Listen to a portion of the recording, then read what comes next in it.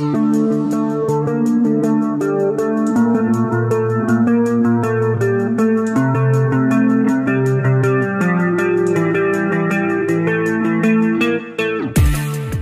806. Ada dewa yang datang. Akhirnya, sebuah celah terbuka dan di celah itu, seorang wanita paruh baya melompat keluar terlebih dahulu. Setelah mendarat, wanita itu terhuyung-huyung, menatap gurun terpencil di sekitarnya dan berteriak dengan keras, "Sialan, di mana ini? Di mana bajingan Qin Nanzong?" Di belakang wanita ini, ada seorang pria tua dengan pakaian warna hijau, seorang pria muda dengan pakaian ungu dan seorang wanita cantik dengan pakaian mewah yang berusia sekitar 30 tahun berjalan keluar. Begitu wanita cantik itu keluar, dia berteriak pada wanita di depan, "Xiao Qing, bawa kami ke Qin Nanzong." Begitu ketiga orang ini muncul, ruang di sekitarnya terdistorsi dan memunculkan aura yang luar biasa. Pasir dan kerikil di sekitarnya berguling liar dan pepohonan pun bergoyang. Dua serigala hitam yang bersembunyi di balik bebatuan ketakutan oleh aura ketiga orang ini dan melarikan diri dengan cepat. Jika Qin Lang ada di sini, akan terlihat jelas sekilas bahwa ketiganya adalah manusia kuat inti emas dan mereka adalah inti emas awal dan dua master inti emas pertengahan. Ketiga orang ini adalah tiga ahli inti emas yang sangat kuat dalam tiga seni bela diri dunia dewa. Masato Akamizu dari klan Akamizu, Master Zixue dari Istana Zitan, Dewi Matahari dari Istana Salju. Dewi Matahari lah yang sedang berbicara. Xiao Qing adalah anggota Istana Salju. Dia dilemparkan ke lorong dua dunia oleh Qin Lang. Hari itu, di ujung lain lorong, ketiganya lah yang menangkap Xiao Qing. Pada saat itu, mereka bertiga sedang menunggu murid luar yang ditangkap dari bumi di pintu masuk lorong. Tetapi mereka tidak menyangka Xiao Qing yang kembali sendirian. Selain itu, Qin Lang juga menghancurkan saluran dua dunia pada waktu itu, sehingga orang-orang di dunia dewa tidak lagi dapat mencapai bumi melalui saluran itu. Setelah ketiganya kembali ke sekte masing-masing untuk melapor, banyak dewa di dunia sangat marah. Tiga dewa dari dunia segera mengadakan pertemuan. Setelah berdiskusi, mereka sangat marah pada pemberontakan sisi bumi dan mereka memutuskan untuk menyerang, membuat bumi menjadi zona cadangan untuk dunia mereka dan sumber daya dapat dijarah sesuka hati. Ini setara dengan perang agresif dari dunia lain. Dalam beberapa bulan terakhir, setelah tiga sekte besar berdiskusi, mereka memutuskan untuk mencari ruang yang lemah dan membuka saluran ruang angkasa lain ke bumi. Setelah beberapa bulan survei dan pencarian oleh manusia kuat inti emas, akhirnya menemukan area yang sangat tidak stabil. Puluhan manusia kuat inti emas dari tiga sekte berkumpul dan menggunakan beberapa senjata suci untuk akhirnya membuka kembali saluran, lalu mengirim 4 orang lebih dari bagian itu. Saluran ini hanya dapat mentransmisikan 4 orang sekaligus. Xiao Qing memandu karena dia adalah satu-satunya yang selamat yang datang ke bumi terakhir kali.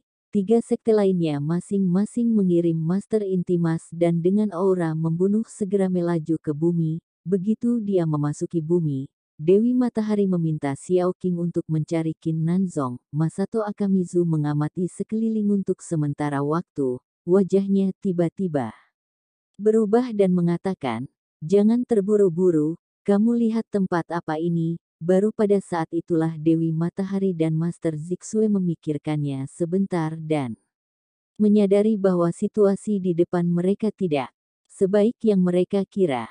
Karena mereka berada dalam lingkaran sihir dan lingkaran ini sangat kuat. Dengan kekuatan mereka, tidak mudah untuk dipatahkan. Apa-apaan ini? Apa karena dewa di bumi mengatur formasi di sini, lalu menunggu kita untuk bergabung? Master Zixue wajahnya berubah menjadi ungu merah, lalu berteriak dengan liar, "Tidak mungkin. Menurut pendapatku, formasi ini diatur oleh kekuatan besar fase keabadian. manusia kuat yang bisa masuk ke kategori fase keabadian dunia dewa sangatlah sedikit. Masato Akamizu berpikir dengan hati-hati dan analisisnya sangat meyakinkan.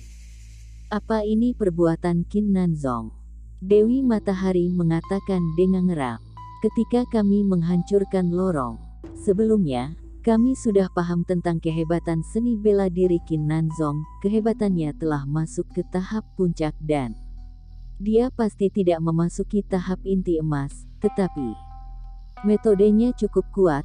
Mungkin kita benar-benar tidak bisa menghadapinya, tetapi pada saat itu, ada lorong yang kosong. Dia adalah perusak dan kami yang memperbaiki lorong ini. Semua ini menyebabkan kami gagal. Master Zixue mengatakan lagi, ini baru beberapa bulan, tidak mungkin orang ini punya cara yang hebat untuk berurusan dengan kita. Master Zixue benar, lagi pula, bagaimana dia bisa tahu bahwa kita ada di sini? Benar-benar salah untuk mengatakan bahwa itu sudah ditentukan sebelumnya. Masato Akamizu menjawab, lalu apa yang harus kita lakukan sekarang? Tanya Dewi Matahari. Lihatlah sekelilingnya dulu, jika tidak ada yang aneh, aku sarankan untuk tidak masuk terlalu dalam. Ruang di dekat gerbang yang dalam seharusnya menjadi tempat yang paling rentan dalam formasi besar ini. Kita bertiga memiliki senjata suci, kekuatan ketiganya dari kita bisa benar-benar hancur. Kita harus bergegas keluar, kata Masato Akamizu. Ya, ikuti saja apa yang dikatakan Masato Akamizu. Master Zixue mengatakan dengan dominan, formasi itu terlalu berbahaya, kita tidak perlu mengambil risiko. Dewi Matahari mengangguk, menyetujui apa yang mereka berdua katakan. Mereka bertiga terbang di udara bersama-sama, berjalan ke depan, sementara Xiao Qing mengikuti mereka bertiga dan melihat sekeliling. Dengan ketakutan, Xiao Qing yang paling tidak berani, sepasang matanya langsung melihat sekeliling, tiba-tiba menunjuk ke depan dan berteriak, ada orang. Di mana? Mereka bertiga melihat ke arah yang ditunjuk Xiao Qing. Mereka melihat seekor burung besar, seperti sinar laser dan mendatangi mereka bertiga dalam sekejap mata. Ketika Xiao Qing melihat orang yang berdiri di atas burung besar itu, wajahnya menjadi pucat dan dia berteriak dengan tidak jelas, Qin, Qin, Qin. Nanzong. Saat mendengar nama Qin Nanzong, tiga orang di belakang Xiao Qing semua mengubah ekspresi mereka. Dia benar-benar datang ke sini. Baru saja mengatakan bahwa Qin Nanzong tidak mungkin menunggu mereka di sini, namun dia muncul di depan mereka bertiga dalam sekejap mata. Mungkinkah formasi ini benar-benar diatur oleh Qin Lang untuk mereka? Lagi pula, ada juga orang yang berkonsentrasi mempelajari formasi, menghasilkan formasi yang lebih tinggi. Orang seperti itu sangat menakutkan. Mereka umumnya adalah orang gila, sekelompok orang gila yang mengandalkan formasi untuk membunuh dan hidup orang-orang yang terperangkap. Setelah teringat bahwa Qin Lang mungkin telah menciptakan formasi di depannya, mereka bertiga langsung melihat orang yang berdiri di atas burung aneh itu. Qin Lang benar-benar datang ke sini. Setelah dia bertempur dengan keras sakti, tiba-tiba ada getaran dari sisi ini. Dia meminta burung aneh itu untuk membawanya untuk melihat apa yang terjadi, tapi tidak menyangka akan melihat 4 orang dari kejauhan. Pakaian keempat orang ini sangat sederhana. Qin Lang tidak menyangka ada yang dia kenal di antara mereka, jadi dia langsung tersenyum. Xiao Qing, kenapa kamu di sini lagi? Apa kamu benar-benar bosan hidup? Xiao Qing menangis. Terakhir kali dia dilemparkan ke saluran luar angkasa oleh Qin Lang. Dia masih ingat rasa sakit yang menyakitkan yang disebabkan oleh pecahan yang tak terhitung jumlahnya. Pengalaman ini meninggalkan trauma bagi Xiao Qing. Sekarang ketika aku melihat Qin Lang, ingin mengatakan bahwa aku datang dengan enggan, tetapi saat ingin mengatakannya, kata-kata itu langsung tertelan di bibirnya. Lagi pula, di belakangnya berdiri 3 manusia kuat inti emas, salah satunya masih bawahannya, jika kata-kata permohonan ampun ini diucapkan, mungkin nyawanya akan berakhir. Pikiran Xiao Qing berubah dan langsung berteriak, "Qin Nanzong, jangan keterlaluan, 3 manusia kuat dari dunia dewa ada di sini untuk membereskanmu." Bab 807. 1 lawan 3. Qin Lang melirik Masato Akamizu di belakang Xiao Qing. Master Zixue dan Dewi Matahari tersenyum. "Oh, siapa mereka?"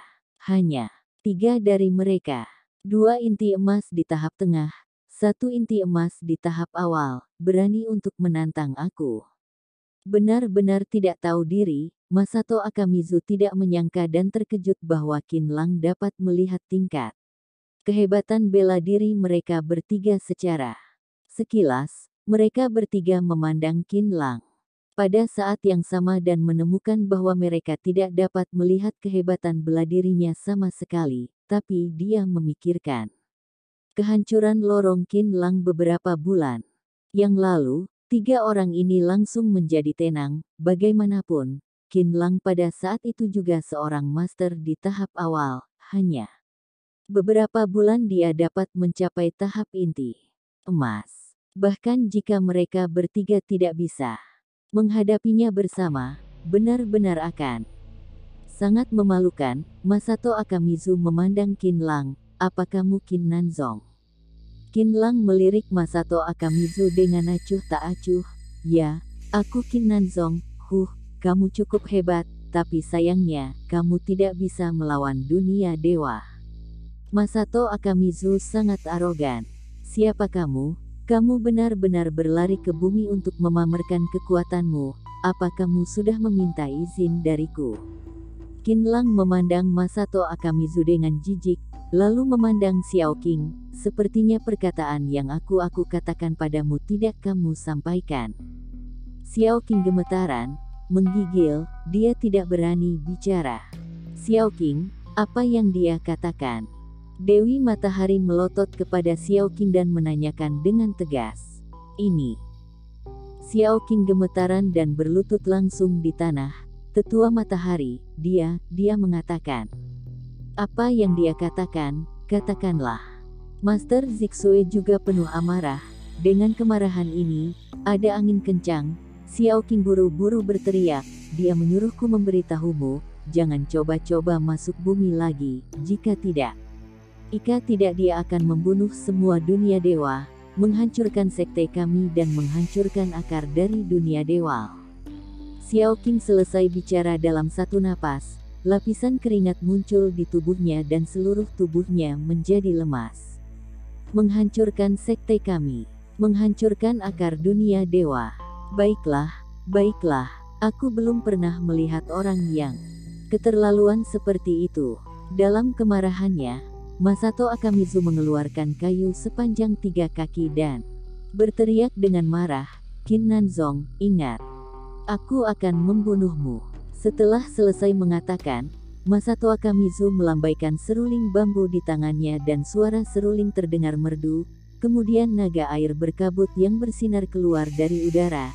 Naga air menjadi beberapa meter panjangnya dan hampir sama nyatanya, mengangkat kepalanya dan bergegas menuju Qin Lang. Di serangan ini, warna dunia berubah dan burung-burung aneh yang besar berputar-putar ketakutan, bersembunyi jauh. Kekuatan supernatural dari Masato Akamizu, Dewa Naga Masato Akamizu, Qin Nanzong akan mati. Master Zixue dan Dewi Matahari keduanya menunjukkan penghinaan. Qin Lang ada di mata mereka hanya pendekar tingkat rendah. Mana mungkin bisa dibandingkan dengan Masato Akamizu yang terkenal di dunia-dunia dewa. Mata Qin Lang sangat dingin, menatap naga air, tetapi tidak menanggapi sama sekali. "Apa orang ini bodoh?" Dewi Matahari melirik Qin Lang dengan kasihan. Dewa Guntur Akamizu adalah kekuatan supranatural klan Akamizu, telah dipraktekkan selama ratusan tahun dan telah masuk di dunia dewa selama bertahun-tahun. Tidak tahu berapa banyak master yang menantangnya lalu terbunuh begitu saja. Naga air ini menyembur keluar. dengan serangan tanpa akhir, sudah banyak sekali master yang berubah menjadi gelembung dengan pukulan naga air ini, tapi Qin Lang memandang naga air dengan tenang dan tidak mengelak. Apa kamu pikir hanya kamu yang memiliki kekuatan supranatural? Qin Lang mencibir, ketika naga air kurang dari 1 inci darinya, gelombang cahaya melintas di alis Qin Lang, kemudian sebuah sungai besar yang lebarnya beberapa puluh meter jatuh dari langit dan menelan naga air. Ini teknik rahasia magis. Ketika Master Zixue dan Dewi Matahari melihat sungai ini, ekspresi mereka berubah. Danau langit lebarnya puluhan meter dan datang dari seberang langit. Naga air dari Masato Akamizu yang asli hanya beberapa meter panjangnya, hampir seperti ikan yang berenang di sungai dan tenggelam begitu saja. Masato Akamizu melihat naga air itu tertelan dan akhirnya menggerakkan wajahnya. Lumayan hebat, meskipun naga airnya hanya menggunakan setengah kekuatan, tetapi dengan kekuatan inti emas tingkat menengahnya, rata-rata ahli inti emas mungkin tidak dapat menahan pukulan barusan, tetapi Qin Lang diam-diam menciptakan sungai yang panjang, membuat Masato Akamizu kagum padanya. Sayangnya, kamu tidak seharusnya membuat masalah dengan sekte besar dari dunia dewa. Dunia dewa pada awalnya adalah penguasa bumi, karena suatu alasan semua dari kita pindah, meninggalkan bumi ini agar kalian berkembang. Kalian bahkan tidak berpikir untuk balas budi dan ingin menghancurkan sekte milikku. Aku akan memberimu pelajaran. Kekuatan Masato Akamizu di tubuhnya meningkat sebesar 80% dan semuanya dikeluarkan, berubah menjadi gelombang mengejutkan yang panjangnya lebih dari 10 kaki dan langsung menyerang Qin Lang. Master Zixue dan Dewi Matahari semuanya merasakan kehebatan dari ombak besar di klan Akamizu. Selain ketua mereka Makoto Akamizu, Masato Akamizu yang memiliki kekuatan terkuat, gelombang besar ini adalah gabungan kekuatan mereka berdua. Mungkin jika bertemu dengan serang ini mereka harus mundur, kemudian memikirkan metode pertempuran lainnya, tapi Qin Lang tidak peduli sama sekali, menatap Masato Akamizu dan berteriak, kalian juga dari bumiku, tetapi kalian melawan leluhur sendiri, aku akan memberi pelajaran kepada kalian, sialan. Beberapa orang melihat Qin Lang mengetuk bagian rusuknya dan sebuah gunung besar muncul dari gunung itu sangat tinggi, mencapai langit, dengan membawa kabut yang tebal. Dengan gunung yang begitu besar, gelombang teknik rahasia Masato Akamizu langsung ditekan di bagian bawah gunung, teknik rahasia ajaib pasir kuning ribuan mil. Dengan mengamati situasinya, gelombang Masato Akamizu dihancurkan oleh teknik rahasia Qin Lang. Tidak hanya gelombang, tetapi juga Masato Akamizu sangat takut saat menghadap gunung yang luas ini. Ketika dia berbalik, gunung yang menjulang tinggi itu telah menghilang dan tidak muncul, tapi aura yang mengerikan itu masih mengambang di udara dan beberapa orang sangat ketakutan sehingga wajah mereka pucat.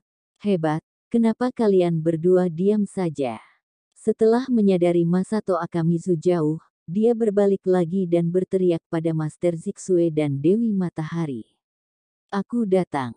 Master Zixue melangkah keluar dan mengguncang tubuhnya, berubah dari seorang pria paruh baya dengan pakaian ungu yang kuat menjadi raksasa yang berdiri tegak. Bab 808. Meledak. Garis keturunan bawaan. Qin Lang memandang Master Zixue dengan merasa tertarik. Master Zixue adalah manusia kuat intimas dari sekte besar dunia dewa. Dia dilahirkan dengan kemampuan yang hebat. Kemampuan yang diwarisi dari garis darahnya adalah elemen ungu. Elemen ungu ini seperti elemen nyata yang ada di pendekar biasa. Seiring bertambahnya usia, elemen ungu meningkat. Master Zixue berusia 250 tahun. Ketika dia berusia 100 tahun, dia membangun fondasinya dan ketika dia berusia 200 tahun, dia menjadi seorang inti emas.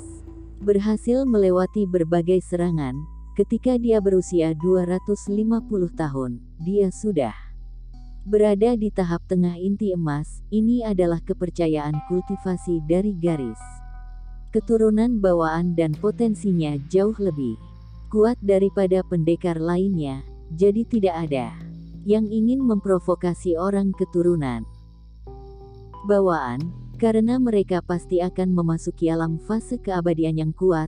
Belenggu yang dihadapi oleh orang biasa, bagi mereka tidak ada sama sekali. Serangan guntur tidak bisa mengalahkan mereka. Mereka adalah manusia kuat yang terkuat di dunia ini. Tetapi sebaliknya, mereka juga akan menderita beberapa kali serangan guntur, sehingga sebagian besar garis keturunan bawaan sangat berbakat dan kuat. Qin Nanzong, cobalah salah satu dari jurusku. Master Zixue menopang tangannya di tanah. Tubuhnya yang besar membungkuk, tiba-tiba membuka mulutnya. Mulutnya tiba-tiba menjadi menakutkan dan langsung berteriak pada Qin Lang, "Telan!" Dalam sekejap, Qin Lang merasa tubuhnya sedikit miring ke depan. Jika dia tidak menstabilkan tubuhnya tepat waktu, dia akan benar-benar dibayangi oleh Master Zixue. Pada saat ini, batu pasir di sekitar Qin Lang tertelan oleh kekuatan menelan Master Zixue. Bahkan ruang itu sedikit terdistorsi, sepertinya akan runtuh ke mulut besar itu kapan saja, kecuali Qin Lang. Burung aneh besar di kejauhan diseret oleh isap dan melayang di udara. Ketika jatuh ke tanah, dia hanya bisa menggunakan 2 cakar besi untuk mengaitkan tanah, memaksa dirinya untuk mencegah dirinya ditelan oleh mulut yang menakutkan itu. "Aku kira hebat, ternyata lemah." Set. Qin Lang mencibir dan melambaikan tangannya dan sebuah batu besar seberat puluhan ton berguling dan dengan gemuruh memblokir mulut Master Zixue. "Telan!" Master Zixue berteriak, ketinggian mulutnya diperpanjang beberapa kali lipat lagi. Jarak antara bibir atas dan bawah beberapa puluh kaki panjangnya. Batu besar itu berguling dan jatuh ke mulutnya, seolah-olah jatuh ke sungai besar atau laut, tanpa membuat gelombang. Bang-bang. Begitu batu itu jatuh, Master Zixue menutup mulutnya. Batu besar seberat puluhan ton itu benar-benar dihancurkan olehnya. Master Zixue menyemburkan beberapa kerikil dan potongan kerikil itu ditutupi dengan lapisan elemen nyata yang kuat. Setiap batu besar dapat menghancurkan tangki, bahkan seorang dewa inti emas tidak dapat menahannya. Tapi di depan Qin Lang, dengan lambaian lengan bajunya, semua puing-puing berubah menjadi bubuk dan menghilang di ruang angkasa. Setelah mengikuti gerakan Qin Lang melambaikan lengan bajunya, sebuah tongkat panjang muncul diam-diam di depan mulut besar Master Zixue. "Lihat apa gigimu yang keras atau senjata suciku yang keras." Tangan Qin Lang setebal pohon raksasa, dia menghancurkannya dengan keras sebelum menusuknya langsung dari mulut Master Zixue. Oh! Dia ditusuk di bagian belakang kepala dengan tongkat langit. Tim rahang atas dan bawah Master Zixue tersentak bersama tanpa sadar. Giginya menabrak tongkat langit dan langsung hancur berkeping-keping. Qin Lang menghantamkannya lagi dan menusuknya sampai ke tenggorokannya. Master Zixue dihancurkan oleh tongkat dan dengan cepat menyusut. Qin Lang mengangkat tongkat panjang itu lagi dan menghancurkannya dengan keras. Tubuh Master Zixue terluka oleh Master Zixue. Kekuatan besar itu langsung merobek tubuhnya menjadi potongan, sepotong demi sepotong, berserakan di tanah. Berhenti. Ketika Dewi Matahari melihat bahwa Master Zixue telah dikalahkan oleh Qin Lang dengan kejam, dia buru-buru menyerang. Salju jatuh dari langit dan seluruh ruang tampak sedikit melambat pada saat ini. Ini adalah penggunaan es dan salju untuk membekukan berlalunya waktu, yang persis sama dengan tongkat langit yang terikat es. Dewi Matahari jelas membantu Master Zixue untuk melarikan diri. Bagaimanapun, gerakan Qin Lang terlalu cepat, bisa mengalahkan Master Zixue hanya dalam satu napas. Qin Lang mencibir, "Mau melambatkan waktu untuk bermain-main denganku?" Waktu dan ruang membeku. Qin Lang berteriak, seluruh tubuh tongkat langit menyemburkan udara dingin yang besar, yang menyelimuti semua hal di sekitarnya dan juga secara langsung memadatkan salju Dewi Matahari. "Bajingan, Kamu berani melawan jurusku. Bagaimanapun, Master Zixue adalah inti emas yang kuat. Jika inti emas itu abadi, maka orang tidak akan mati, meskipun tubuh dicabik-cabik oleh Qinlang. Tubuh yang tersebar dengan cepat diikat kembali. Namun proses ini dibekukan oleh Qinlang. Dia hanya bisa melihat Qinlang mendekat selangkah demi selangkah. Jangan sakiti orang dari dunia dewa. Masato Akamizu tiba. Tinju ganda terus membombardir. Dua sungai panjang mengalir deras di udara. Satu lewat di depan Master Zixue dan yang lainnya lewat di depan Dewi Matahari. Benar-benar menyegel dua dari kristal es yang mencair sedikit. Dunia dewa terlalu sombong. Hari ini kalian tidak hanya akan terluka, tetapi juga akan terbunuh. Tongkat langit menjebak Master Zixue dan Dewi Matahari. Meskipun Qinlang tidak memiliki senjata suci di tangannya, kekuatannya sendiri belum digunakan, lalu dia melangkah keluar dengan pukulan yang keras. Bumi dan langit, jurus ke-12, jembatan kehidupan. Pukulan Qinlang seperti pukulan dari luar langit, membentuk jembatan di udara, berputar. Putar di udara, lalu alam semesta berubah warna. Jurus macam apa ini? Tampaknya ini adalah jurus kuno. Ya Tuhan, kenapa elemen nyatanya bisa begitu kuat? Apa dia masih termasuk manusia?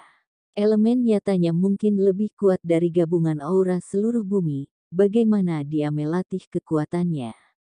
Pada saat ini, baik Master Zixue dan Dewi Matahari telah lupa bahwa mereka dalam bahaya dan dikejutkan oleh penampilan Qinlang. Masato Akamizu melihat pukulan yang begitu kuat, yang secara langsung membakar jiwanya, mengubah seluruh tubuhnya menjadi sarang air yang besar, berputar, berharap untuk memblokir pukulan yang tak tertandingi ini.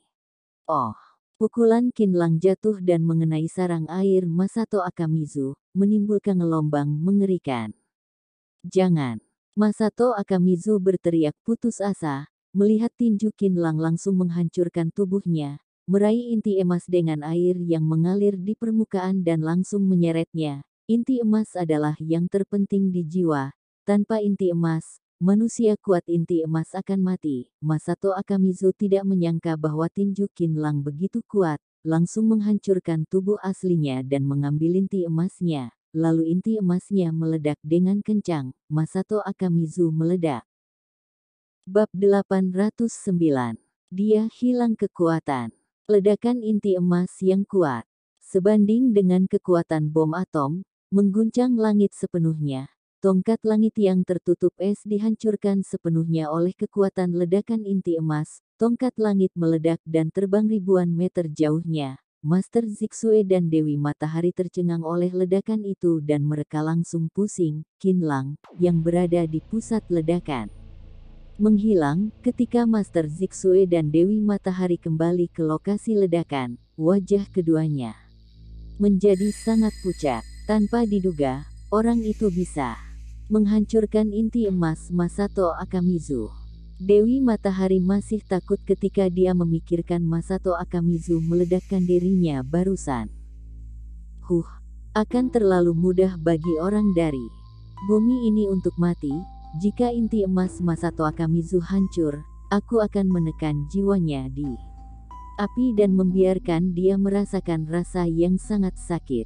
Master Zixue sangat marah memikirkan penghinaan Qinlang dan dia ingin membalas dendam pada Qinlang. Sudahlah, anak ini sudah mati, kita harus keluar dari sini terlebih dahulu, kemudian menstabilkan jalannya, sehingga bumi akan sepenuhnya menjadi milik kita.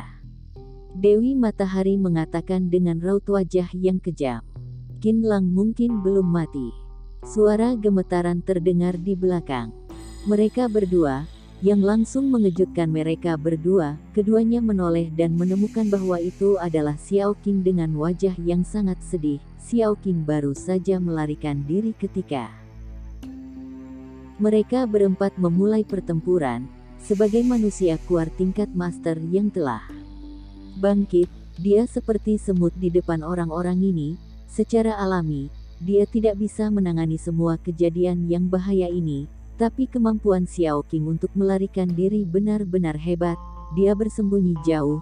Jika bukan karena inti emas dari Masato Akamizu meledak, itu tidak akan mempengaruhi dia sama sekali. Tetapi bahkan jika inti emasnya meledak, itu hanya kejutan kecil setelahnya. Jadi wanita gemuk ini hanya akan meledak menjadi debu. Rambutnya berantakan oleh batu yang berterbangan dan ada luka kecil di wajahnya. Apa yang kamu bicarakan? Qin Lang belum mati. Xiao Qing, jangan bicara omong kosong. Master Zixue berteriak dan lemak di sekujur tubuh Xiao Qing bergetar lagi karena ketakutan. Xiao Qing, apa kamu bodoh? Masato Akamizu sudah menghancurkan inti emas dan kamu masih mengatakan bahwa Qin Nanzong belum mati. Bagaimana ini bisa terjadi? Dewi Matahari juga menatap Xiao Qing dengan kesal. Perasaan yang diberikan Qin Lang kepada mereka begitu menakutkan, sehingga mereka bahkan tidak ingin menghadapi orang ini lagi. Tapi, aku baru saja melihatnya dengan jelas terbang ke sana. Xiao Qing menunjuk ke arah yang berlawanan dan mengatakan dengan bibir gemetar. Apa kamu yakin bahwa Qin Nanzong belum mati? Dewi Matahari memandang Xiao Qing dengan heran dan menanyakan. Xiao Qing menelan ludah dan mengangguk. Bahkan jika dia tidak mati, dia pasti akan terluka parah. Ayo kita lihat, jika dia belum mati. Ini akan lebih baik, aku akan menghukum anak ini dengan keras demi Masato Akamizu. Master Zixue terbang ke arah yang ditunjuk Xiao Qing. Begitu sosoknya terbang di udara, dia melihat batang besi menabrak langit dengan tusukan diagonal dan menghancurkan Master Zixue ke tanah. Itu senjata suci Qin Nanzong. Dia benar-benar belum mati. Dewi Matahari menatap tongkat langit dan bergumam dengan wajah pucat. Siapa yang memberitahumu bahwa aku sudah mati? Suara sedingin es itu terdengar, menyebabkan pikiran Master Zixue dan Dewi Matahari berubah. Keduanya melihat ke arah suara itu dan melihat seekor burung aneh besar menyebar dari langit dan melambung tinggi. Pada burung aneh itu, Qin Lang menaruh tangannya di punggungnya dan seluruh tubuhnya tidak terluka sama sekali. Sepertinya dia tidak terkena ledakan inti emas. Bagaimana mungkin? Master Zixue menelan seteguk air liur. Bagaimana mungkin setelah ledakan ini, Qin Nanzong tidak terluka sama sekali? Sebaliknya, dia tampak santai dan puas, tidak peduli seberapa kuat, pasti akan terluka oleh ledakan ini, kan? Tidak, pihak lain bahkan tidak terluka sedikit pun, benar-benar sangat hebat.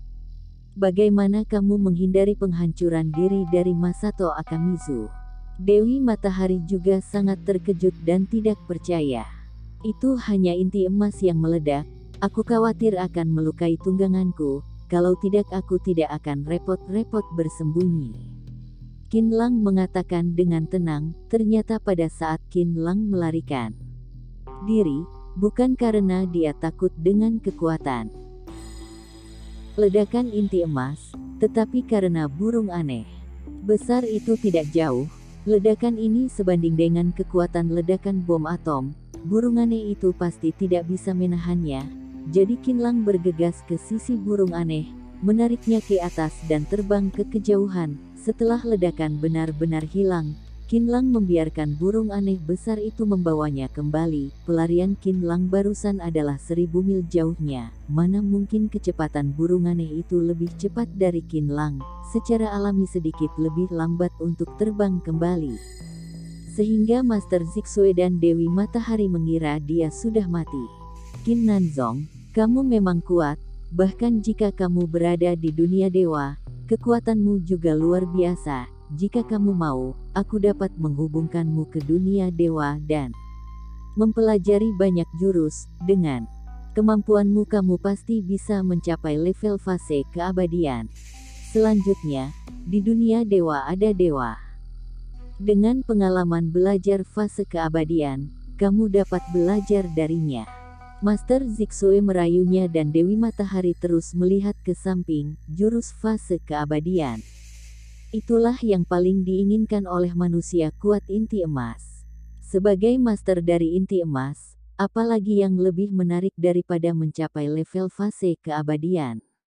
Sebagai dewa, Master Zixue sangat terkenal, tuan dari sekte kecil umum tidak sebaik dia, dapat dikatakan jika menerima permintaan dari Master Zixue, pasti bisa berjalan dengan lancar di dunia dewa, tapi Qinlang bahkan tidak memandangnya, jurus fase keabadian.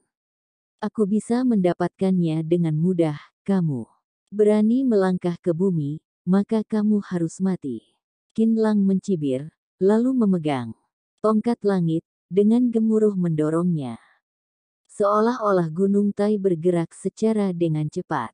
Apa kamu pikir aku mudah untuk ditindas? Master Zixue berteriak, seluruh tubuhnya tiba-tiba larut dan berubah menjadi lautan darah ungu. Seluruh ruang dibekukan oleh lautan darah. Tongkat langit yang ditembakkan tidak hanya tidak menimbulkan gelombang, tetapi membeku di dalam dan tidak bisa bergerak sama sekali. Masih ada jurus terakhir. Aku akan mengalahkannya. Qinlang tiba-tiba membuka pikirannya, pedang terbang perak dengan cepat melompat keluar, dengan sepotong cahaya perak, diselimuti lautan darah ini, sejak Qinlang memadatkan inti emas. Bintang 7 inti emas terus memberinya elemen nyata. Teknik rahasia magis ini lebih kuat dari kekuatan sebelumnya, ketika pedang perak keluar, langsung menyelimuti seluruh permukaan laut, melayang-layang lalu tiba-tiba jatuh. Pedang ini berisi elemen nyata yang tak terbatas dan agung, kesadaran spiritual dan kekuatan kesempurnaan tubuh dewa di tubuh Qinlang. Bab 810. Menerima selir. Sebuah pedang menusuk, seperti sebuah planet besar yang jatuh, menghancurkan lautan darah ungu yang membeku menjadi berkeping-keping. Pedang perak langsung masuk ke lautan darah sedalam 3 kaki. Dengan pedang perak sebagai pusat lingkaran, banyak retakan menyebar seperti akar pohon dan menembus ke sekeliling, benar-benar membagi lautan darah ini menjadi aliran darah. Cahaya menghilang. Lautan darah menghilang dan pedang perak menembus bagian belakang Master Zixue dan menancapkannya ke tanah. Dengan serangan satu pedang, Master Zixue langsung dikalahkan. Qinlang tidak menunggu Master Zixue bereaksi, dia maju selangkah, mengambil pedang perak dan mengeluarkan inti emas bersamanya. Dari tubuh Master Zixue, sebuah roh meledak. Gerakan seperti ini terlihat ingin meledakkan inti emas seperti Masato Akamizu. Sangat disayangkan bahwa dia tidak punya waktu untuk melakukannya. Dia merasakan kesadaran spiritual seperti gunung menyelimutinya. Roh Master Zixue langsung tenggelam, seperti aliran kecil yang jatuh ke laut, sepenuhnya tenggelam. Inti emasnya pun meledak, bahkan tidak bisa menemukan dirinya sendiri. Setelah mengambil inti emas, Qinlang melemparkannya langsung, bersiap membuat bahan obat. Meskipun inti emas Master Zixue tidak terlalu kuat, tapi ini sudah termasuk hal yang bagus. Ketika Dewi Matahari melihat adegan ini, hatinya sudah dingin. Meskipun dia juga memiliki senjata suci, dia juga berada di tahap inti emas, tetapi dibandingkan dengan Master Zixue dan Masato Akamizu, kekuatannya bahkan lebih buruk. Mereka saja dapat melawannya, bagaimana dengan dia sendiri? Ampun! Teriakan keras terdengar. Xiao Qing menangis dan bergegas ke sisi Qinlang dan membungkuk kepada Qinlang. Wajah Qinlang bergetar untuk sementara waktu dan otaknya sakit ketika dia melihat wanita nakal dan tak tahu malu ini. Sudahlah, kamu tidak layak aku bunuh. Burung-burung pun tidak akan mau makan daging gemukmu ini. Qinlang mengatakan dan melihat burung aneh besar itu. Burung aneh yang besar itu benar-benar meringkuk dan mundur 2 langkah, karena takut akan memakan wanita itu. Xiao Qing mengangkat kepalanya dan tersenyum. Aku tahu bahwa Tuan Qin tidak akan jahat padaku, tetapi Dewi Matahari adalah penatua istana salju dan atasanku. Karena Tuan mengampuniku, maka ampuni dia juga.